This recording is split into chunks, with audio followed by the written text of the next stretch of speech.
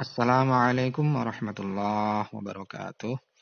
Alhamdulillah wassalatu wassalamu ala Rasulillah wa ala alihi wa ashabihi wa mawala. Wala haula wala quwwata illa billah. Subhanaka la ilma lana illa ma 'allamtana innaka antal alimul hakim. Oke. Mari kita lanjutkan perkuliahan Islam dan budaya lokal, materi yang kedua dengan tema budaya, pengertian, konsep, teori, unsur, dan kategori. Pengertian budaya. Budaya atau kebudayaan berasal dari bahasa Sanskerta, yaitu budaya.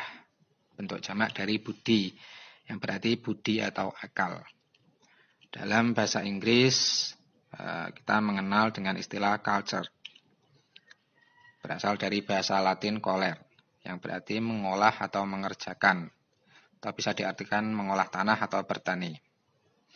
Dalam bahasa Arab, di Kamus Al-Bisri maupun Kamus Arab Indonesia lainnya, budaya diartikan sebagai thaqafah.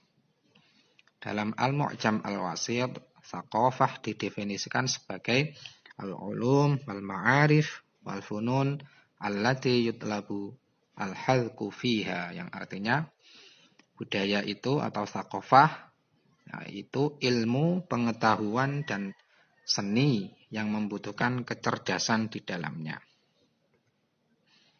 Menurut Kuncoro Ningrat, budaya ini diartikan sebagai daya budi yang berupa cipta, karsa, dan rasa. Sedangkan kebudayaan adalah hasil dari cipta, karsa, dan rasa itu sendiri.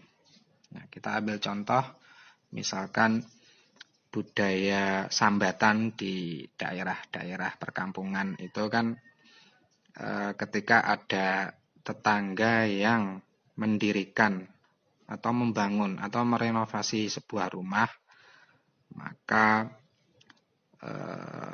tetangga yang lain mempunyai karsa atau mempunyai keinginan untuk membantu dan menciptakan budaya sambatan itu, karena ada rasa kebersamaan.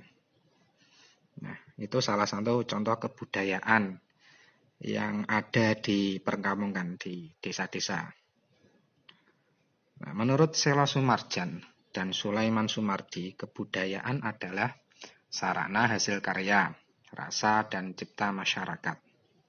Menurut Herskovits, kebudayaan diartikan sebagai sesuatu yang turun-temurun dari satu generasi ke generasi yang lain, atau bisa disebut juga sebagai superorganik.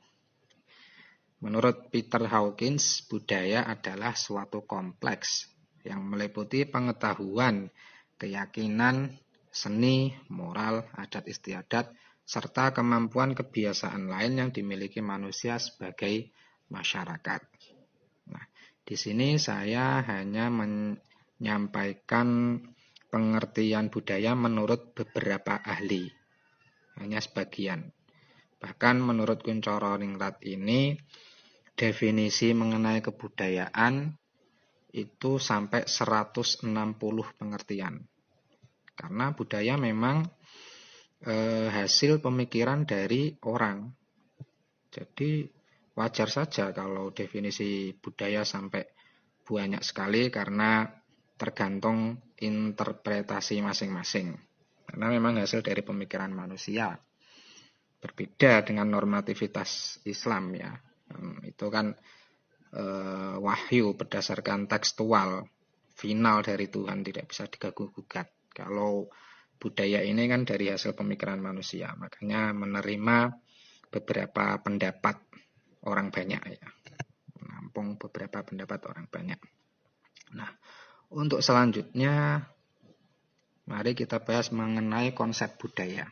Nah, konsep budaya itu dapat dipahami seiring dengan berjalannya perubahan tingkah laku dan struktur dari masyarakat itu sendiri. Nah, perubahan ini bisa terjadi karena adanya perubahan teknologi ya. Setelah budaya mengacu pada hasil kajian komprehensif yang pengertiannya adalah subjek kajian. Nah, di sini konsep budaya memang mengalami perubahan tergantung tingkah laku dan struktur dari masyarakat itu sendiri. Contohnya perubahan budaya silaturahim. Nah, di era pandemi ini kan silaturahmi kita tidak bisa kita laksanakan dengan tatap muka secara langsung ya. Yang rumahnya jauh itu kan bisa digantikan dengan silaturahim virtual ya, video call atau dan lain sebagainya. Nah, maka budaya silaturahmi ini bergeser ya, mengalami perubahan karena tingkah laku dan struktur dari masyarakat itu sendiri. Nah, contoh yang lain yaitu pengaruh media massa terhadap budaya konsumerisme masyarakat Indonesia. Nah, sikap konsumtif yang dilakukan oleh orang Indonesia ini memang bergeser ya, karena berubah karena memang ada pengaruh dari media massa. Nah, jadi kalau ada iklan yang menggiurkan, maka sikap konsumtif masyarakat Indonesia akan menjadi lebih terpengaruh ya. Kemudian Raymond Williams memberikan definisi konsep budaya dengan menggunakan pendekatan universal yang menyeluruh. Jadi konsep budaya ini mengacu pada makna-makna bersama ya, karena universal. Yang mana tersebut ya berpusat pada makna sehari-hari yang meliputi nilai budaya, benda-benda material atau simbolis dan norma. Oke, lanjut kita membahas mengenai teori-teori budaya. Nah, ada namanya teori kontak budaya. Budaya yang lebih tinggi dan aktif akan mempengaruhi budaya yang lebih rendah dan pasif.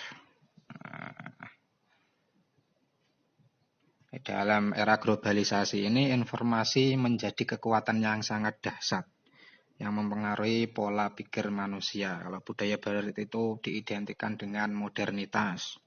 Kalau budaya timur diidentikan dengan konvensional atau tradisional.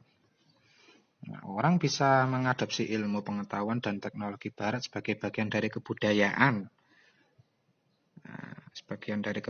Tetapi juga meniru semua orang atau semua gaya barat, lebih ke barat-baratan karena barat dianggap budayanya lebih tinggi dan aktif untuk saat ini.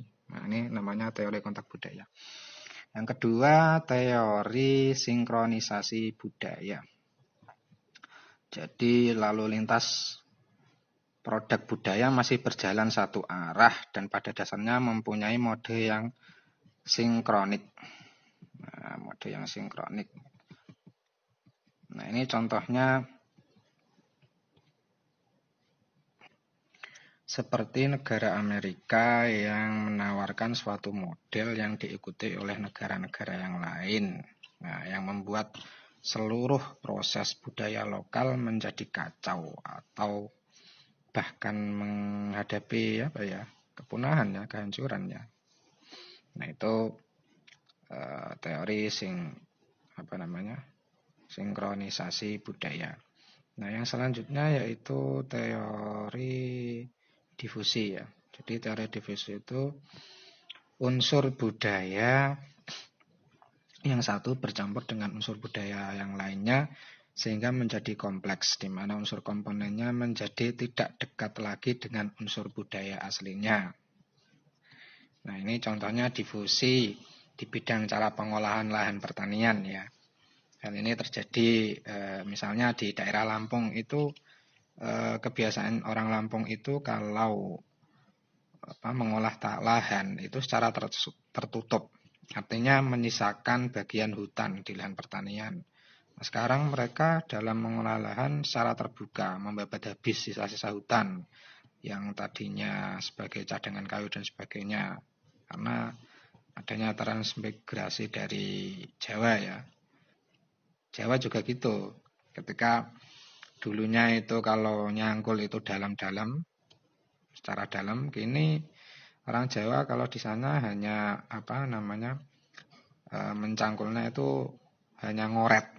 Jadi nyangkulnya cuma tipis, menyisakan cuma menghilangkan rumput-rumputnya seperti yang dilakukan oleh orang Lampung. Jadi di mana unsur komponennya menjadi tidak dekat lagi dengan unsur budaya aslinya.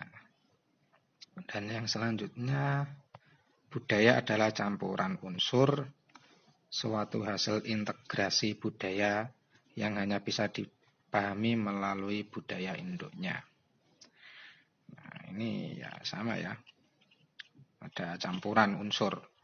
Misalkan antara budaya Arab dengan budaya Jawa misalkan. Budaya menutup aurat. Nah, kalau di Jawa, kalau batasan Islam yang penting menutup aurat ya. Kalau di Jawa kan boleh memakai pakaian yang bebas ya, asalkan menutupi aurat. Boleh pakai batik, boleh pakai jubah dan lain sebagainya. Ini budaya atau campuran. Yang selanjutnya teori budaya fungsional. Jadi budaya difungsikan secara luas oleh manusia sebagai sarana untuk mengatasi masalah-masalah yang dihadapi sebagai upaya penyesuaiannya dengan alam dalam rangka memenuhi kebutuhan hidupnya. Nah, ini wajar sekali di daerah pedesaan ya, atau orang yang biasa bertani. Nah, ketika hasil pertaniannya tidak memuaskan, maka keadaan memaksa dia untuk mencari alternatif yang lain, misalkan jualan atau pergi ke laut untuk nelayan. Nah, jadi secara fungsinya, jadi harus punya cadangan untuk memenuhi kebutuhan hidupnya. Nah, teori budaya fungsional. Tidak hanya pakem satu budaya bertani. Nah, itu harus mampu bertahan hidup, misalkan ganti menjadi budaya berdagang. Itu teori budaya fungsional. Yang untuk selanjutnya teori tindakan atau action theory. Ada sistem budaya, cultural system, ada sistem sosial, ada sistem kepribadian, ada sistem organik ya. Untuk selanjutnya teori orientasi nilai budaya. Ada human nature atau makna hidup manusia, ada persoalan hubungan manusia dengan alam sekitarnya, ada persoalan waktu atau persepsi manusia terhadap waktu, ada persoalan aktivitas, persoalan mengenai pekerjaan, karya dan amal perbuatan, dan yang selanjutnya persoalan relasi hubungan manusia dengan manusia lainnya.